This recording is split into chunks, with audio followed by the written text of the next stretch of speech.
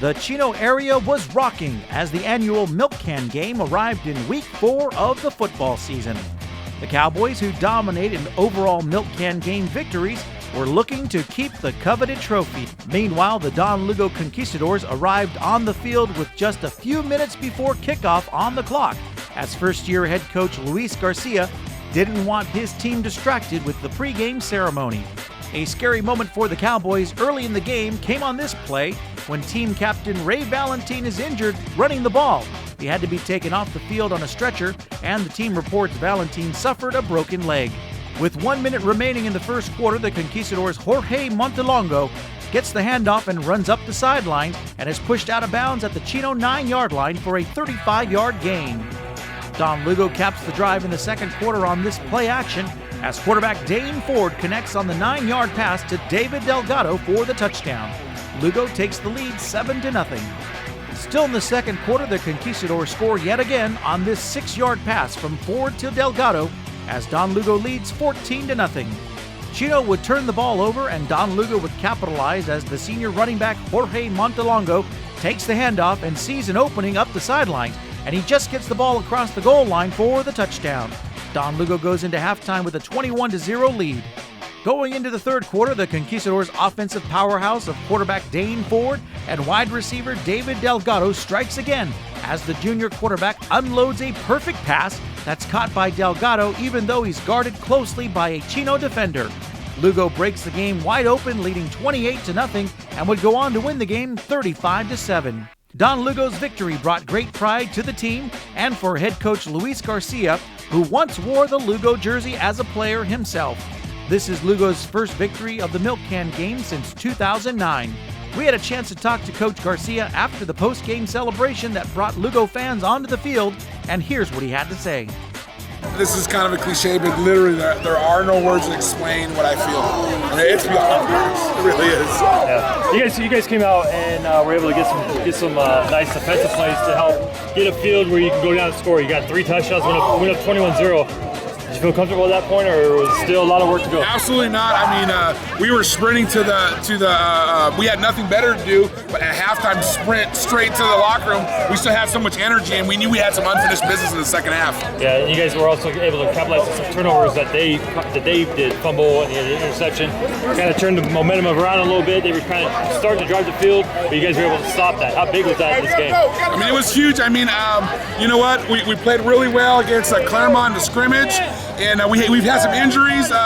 We had our starting running back come back this game, and so we knew that if we were on, that we were going to come victorious, no problem. Yeah, how big tonight was the combination of Ford and Delgado? 3 touchdowns. Oh, huge, and we knew that. And you know what? Our offensive coordinator did a great job calling the game. Yeah.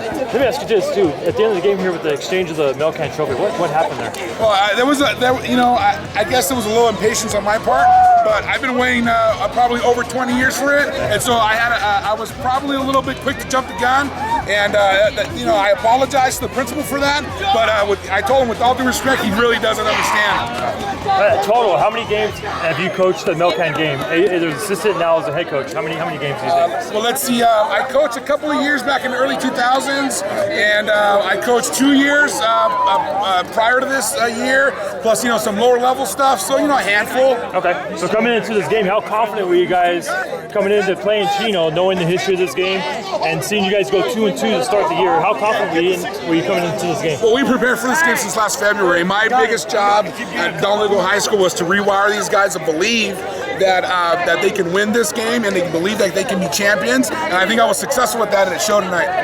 Hey, Coach, earlier in this year we watched you against Pomona. We felt the pieces were there that they had snapped in.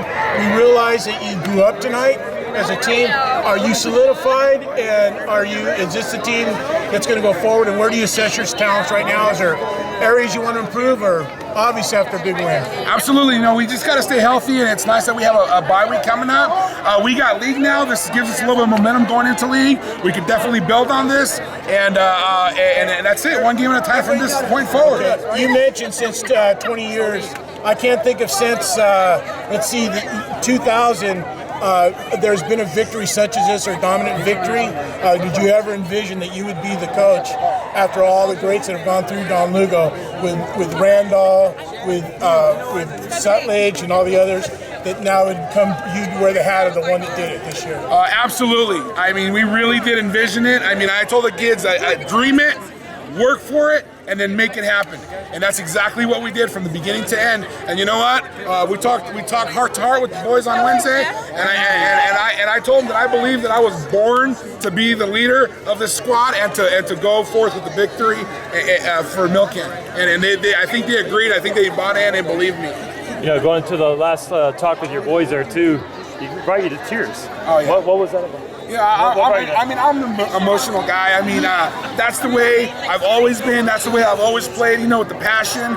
And, you know, just coming from where I come from, you know, my mom came here pregnant at 16 years of age from Mexico. And, you know, and the way my life went early on, you know, and, you know, if it wasn't for football, I wouldn't be standing here. And I had great mentors, too. Coach, you're joined here by your family, and your wife Shannon just stepped up. I'd like you to introduce them and share them and tell us what this means to share this with them. This is Ellie Garcia. She's age 11. This is Brandon. He's age 7, believe it or not. This is Andrew. He's age 9. This is my beautiful wife, Shannon.